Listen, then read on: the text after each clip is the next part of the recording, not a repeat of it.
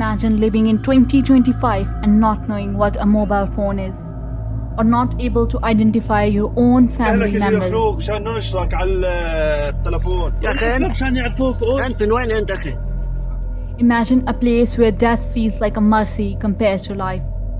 A place where your entire existence is reduced to a number, and your only crime is that you stood with the truth. Just at the outskirts of Damascus, Syria, Sednaya was the darkest secret of Assad's regime. This prison is notorious for its insane torture, forced disappearance, and mass execution. Thousands were sent there, but only a handful made it out alive.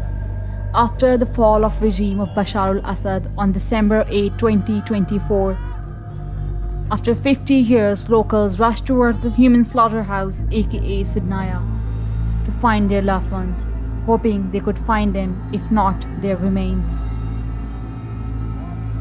There were 27 detention centers, among them Sednaya was the most feared. Sednaya was a military prison and death camp in the northern part of Damascus. Its inmates included political prisoners, rebels, civilians, women, and even children, sometimes infants. Inaccessible to journalists and independent monitoring group, this prison remained a black hole for many years, and memories of those who were in the Sednaya were the only voices. In April 2016, Amnesty International and Forensic Architecture met with 5 survivors in Istanbul. Using architectural and acoustic modeling, they rebuilt Sednaya virtually. المكان نحن الموجودين فيه قلنا لهم نحن وين؟ قالوا لي نحن بصيدنايا. Documenting what word alone could not describe. The Assad regime inflicted systematic torture. The regime had perfected a system for 4 decades, a legacy passed down from Bashar's father, where every week 20 to 50 detainees were executed by hanging, while countless others died from starvation, beating, disease, or psychological torment. Many were held captive for more than 40 years. They hadn't even seen the daylight, and many believed Saddam Hussein was still alive, unaware that he was executed in 2006. Around 30,000 were held captive since the start of the conflict, and only 6,000 were released. And most of them who were released had lost their minds because of the insane torture. Many relatives paid ransom for the release of detainees only to receive death certificate. The most horrifying place was Al-Khatib, where nobody has ever made it out alive, where 50 prisoners were crammed into 4x4 meter cell. Detainees reported that there were no oxygen in the room, so they had to fan themselves, and they would wait for someone to open a door so the fresh air would come in. One detainee also claimed that if you scream, you will be subjected to more beating. صرنا العكس تماما. إذا بتصرخ بيزيد القتل، إذا بتسكت بيخف القتل لا حتى يوقف. Not just this, there were places called salt room to keep the bodies of the dead. The salt would be scattered everywhere to sterilize the body and keep the odor of decaying bodies. Bodies would be kept here until there were enough of them to be trucked away. The next stop would be military hospitals, where a death certificate would be issued and then sent to the mass burial sites. These tortures came into light in 2014 when 2 whistleblowers with the code name of Caesar and Sami uncovered the truth. The Caesar, a military forensic photographer, was tasked to photograph the bodies of detainees who had died. From March 2011 to August 2013, he secretly captured 55,000 photographs of victims subjected to severe abuse, torture, mutilation, and starvation. These images documented more than 11,000 people killed by Assad's regime.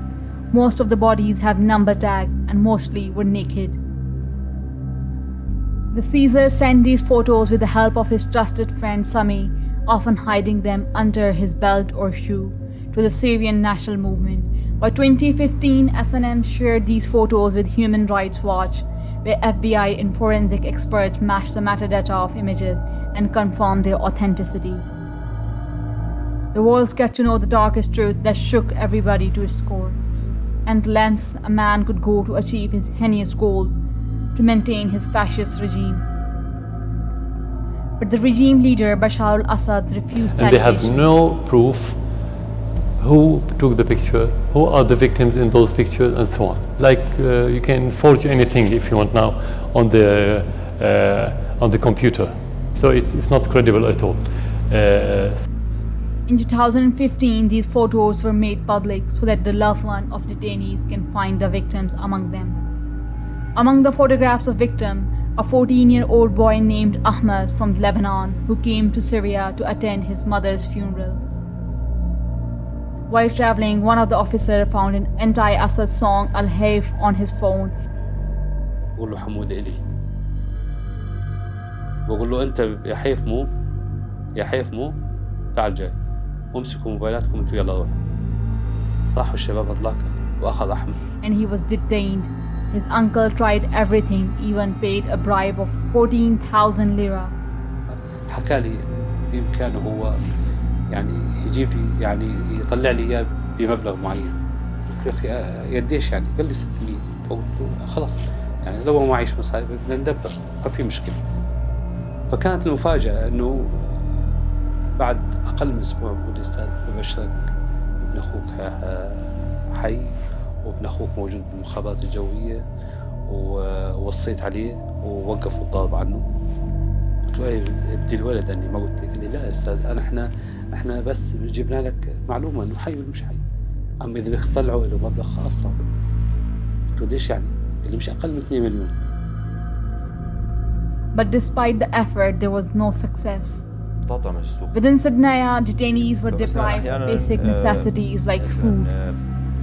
بطاطين ونص أو بطاطين ل 12 واحد. يعني الهيكل العظمي بيطلع. يعني إذا واحد يكون وزنه مثلا 90 كيلو أو 100 كيلو بيرجع وزنه ل 50 كيلو يعني. They were given food, often soaked in blood. One detainee also informed about how they deprived them of water for 4 days. الشباب بيفوتوا على التواليت وبيمسكوا البربيش وبيقعدوا مع انه وسخ البربيش يعني بيقعدوا بيشفطوا هيك انه يجيهم مي يعني. بعد هال3 ايام جابوا لنا لكل واحد بيناتنا قصعة مي صغيرة. شربنا كل واحد شوي من اصل 9 يعني 9 اشخاص جابوا لنا كل واحد اقل من نص كاسة او 3 كاسة. وكان في واحد اشراف على انه كل واحد قديش يشرب يعني. فشربنا فنحن سوء الحظ هي كانت مفحوشه فنزلت المي على الارض زنزانه ونحن عطشانين فكتير من الشباب صاروا يعني يلعقوا المي اللي على الارض بس. If they had to go to the washroom, they would require the guard's permission. Detainees were harassed, raped in the most torturous ways, often forced to rape each other. ويحط الكلامب ويبلش يشد يحاول يضب على جهازك الذكري. آخر شيء تحسه انه راح يقطع لك اياه وواحد من ورا يحط لك خازوق بالمؤخرة تبعك The detainees were subjected to severe beating by different instruments like electric cables with exposed copper wires and little hooks to take part of your skin, plastic water pipes of different sizes and metal bars.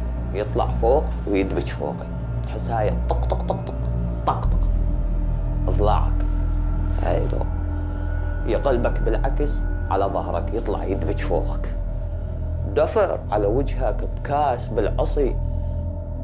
Torture method in Sednaya varied. One common interrogation technique, Sahabi, was described by one of the witnesses.